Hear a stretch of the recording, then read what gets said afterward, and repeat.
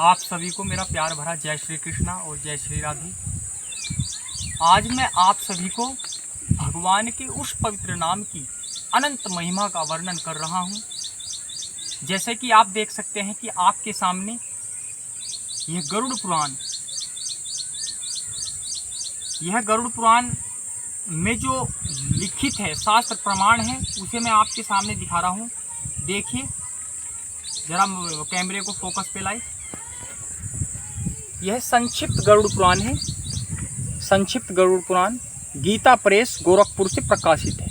यह आप देख सकते हैं। इसमें क्या लिखा गया है कि भगवान की नाम महिमा का संकीर्तन की अनंत महिमा। और आप को एक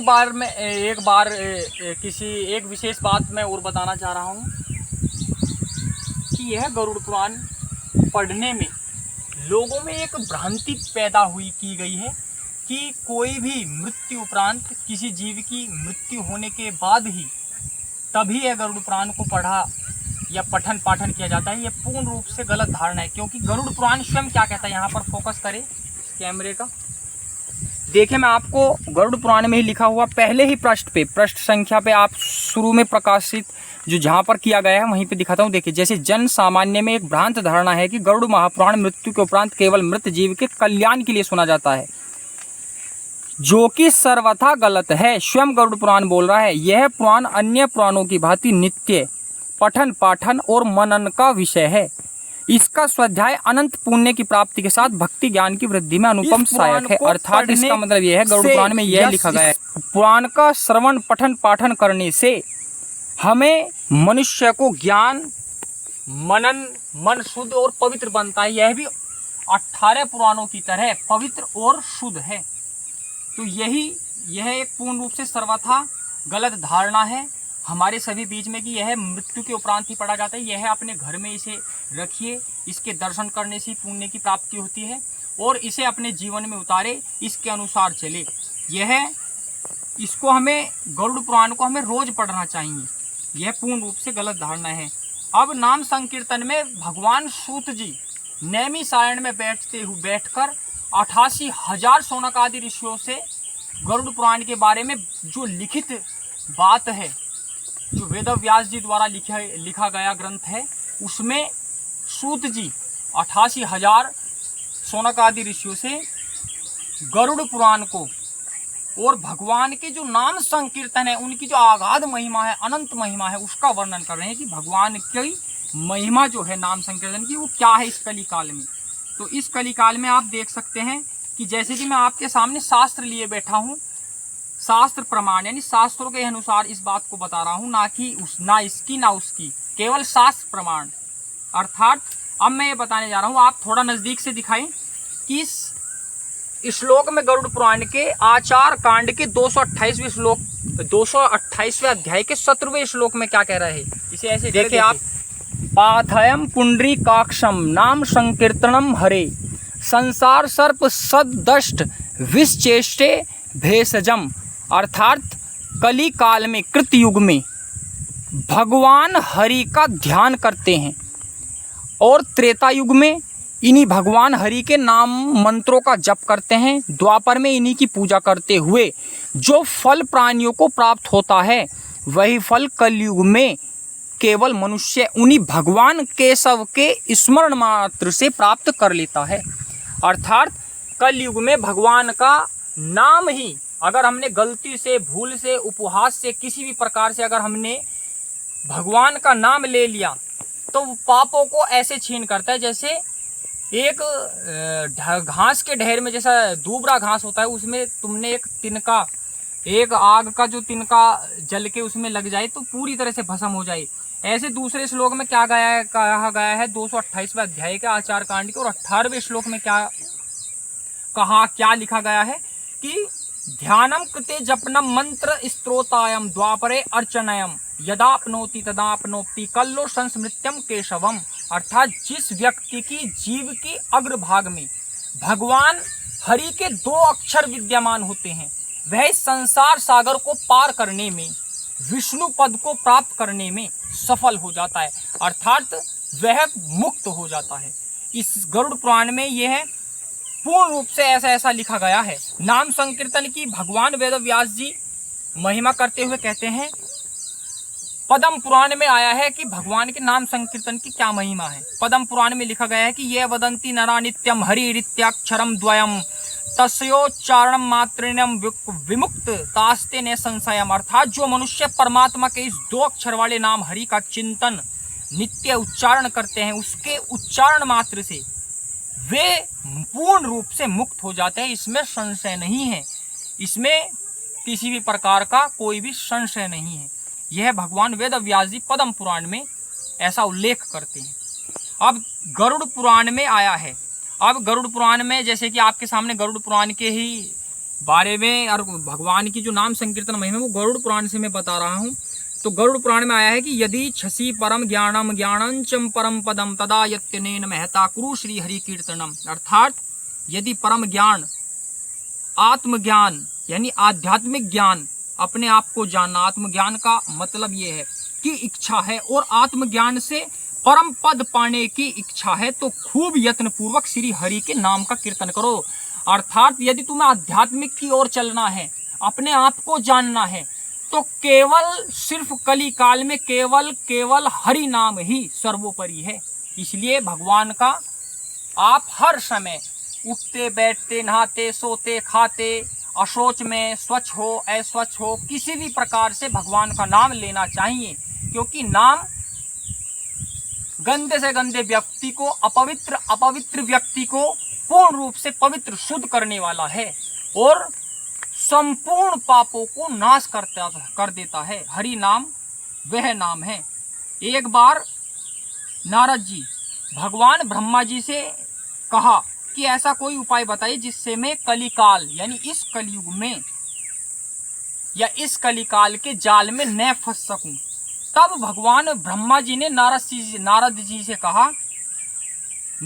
क्या कहा कि भगवत आदि पुरुषस्य नारायणस्य नामोच्चारण मात्र निर्धूत कल भवति। अर्थात ये कली का 17 उपनिषद में लिखा गया है।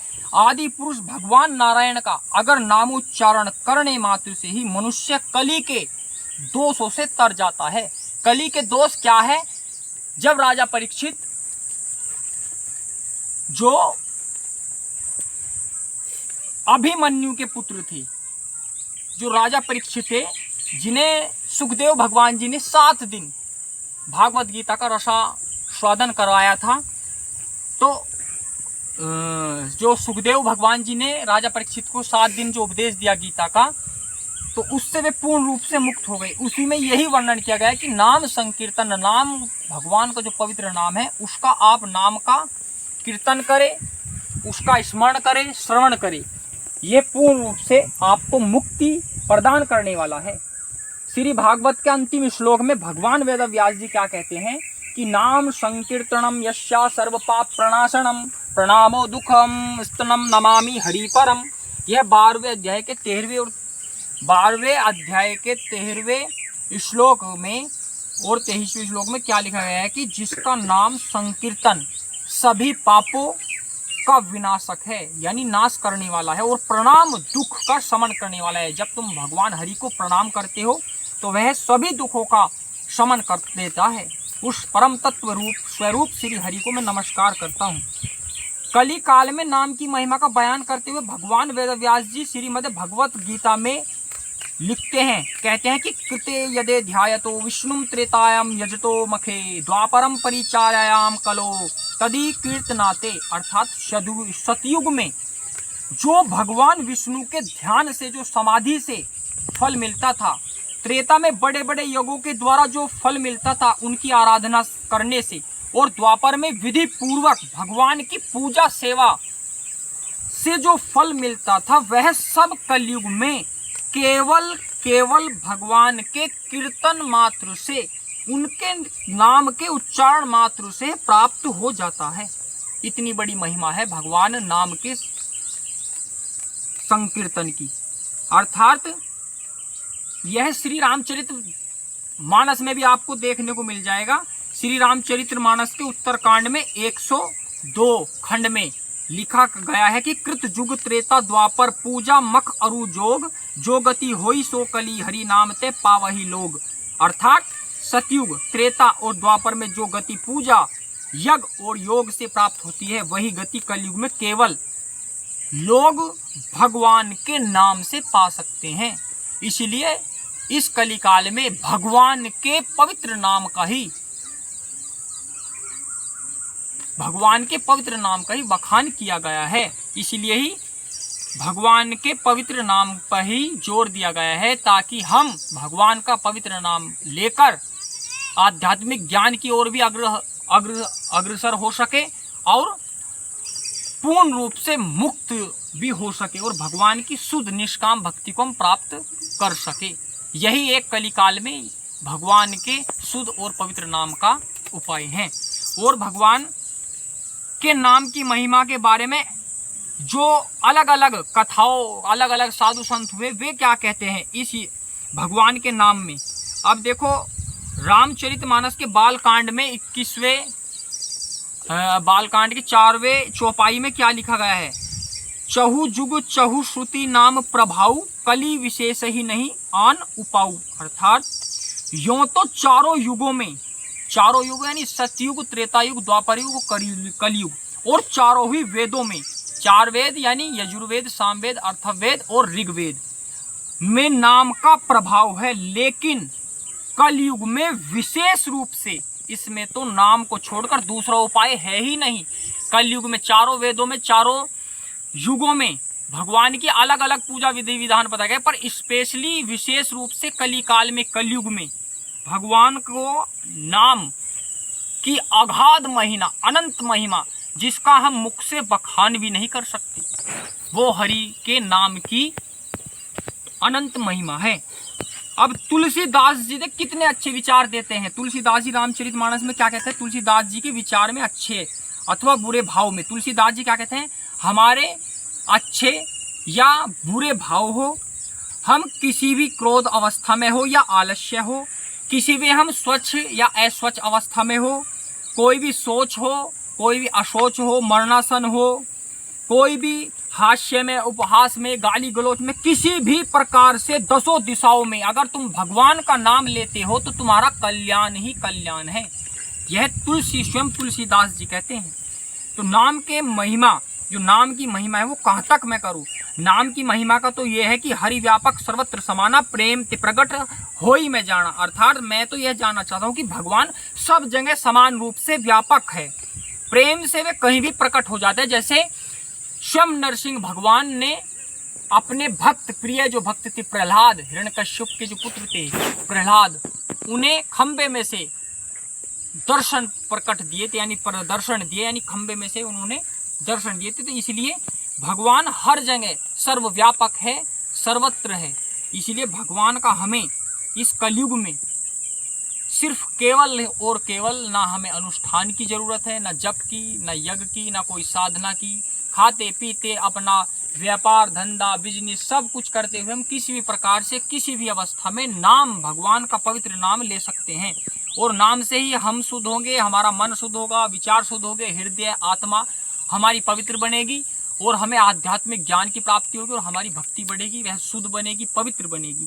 मैंने शास्त्रों के अनुसार आज आप सभी को नाम, भगवान के नाम संकीर्तन की महिमा का जो बखान किया है आपके सामने गरुड़ पुराण से, मैंने शास्त्र प्रमाण द्वारा आपको जो इसमें उल्लेख किया गया है वेदव्यास जी भगवान द्वारा, तो यह पवित्र ग्रंथ है। मैंने इसके अनुसार आपको नाम, भगवान के नाम संकीर्तन की महिमा बताई है। इसको अपने जीवन में नाम का उच्चारण करके, नाम को सहारा लेकर आप भवपागर से पार हो सकते हैं। इसलिए आप भी नाम लो और मैं भी नाम लूँ, हर कोई नाम ले। नाम संकीर्तन से बड़ा ना कोई जप है, ना भक्ति है, ना पूजा है, ना पाठ है। इसलिए भगवान का नाम संकीर्तन आप हमेशा ले, भगवान का नाम हमेशा ले और अपनी आत्मा को, अपने हृदय को, अपने विचारों को, अपने मन को पवित्र करे, शुद्ध करे और किसी भी अवस्था में आप नाम लिख सकते हैं। ये बहाना नहीं कि हमें जप का समय नहीं मिलता, हमें पूजा पाठ का समय नहीं मिलता। आप किसी भी समय अपना बिजनेस करते हुए, व्यापार करते हुए, खाते हुए, कोई भी किसी भी प्रकार का आपका व्यापार हो, नौकरी हो, जॉब हो, धंधा हो, किसी भी हमेशा किसी भी समय किसी भी स्थिति में आप हो, भगवान का आप नाम ले सकते हैं। नाम का उच्चारण कीजिए, आप उससे शुद्ध बनेंगे, पवित्र बनेंगे। यही मैंने आज आपको नाम संकीर्तन की महिमा बताई है, भगवान की, हरि की। यदि आपको यह वीडियो अच्छी लगी हो, भगवान के नाम सुनकर जो इसमें नाम संकीर्तन मैंने बताया गया है, गरुड़ पुराण से जो उल्लेख है, वर्णन किया गया है, उसके अनुसार मैंने बताया। यदि यह वीडियो आपको अच्छी लगी हो तो इस वीडियो को आप फॉलो कीजिए, सब्सक्राइब कीजिए, शेयर कीजिए, कमेंट कीजिए। यदि आपको ऐसी वीडियो और इस वीडियो से रिलेटेड कोई भी आपको बात पूछनी हो तो कमेंट में आप पूछ सकते हैं, और इस वीडियो को आप आगे सब्सक्राइब जरूर कीजिएगा।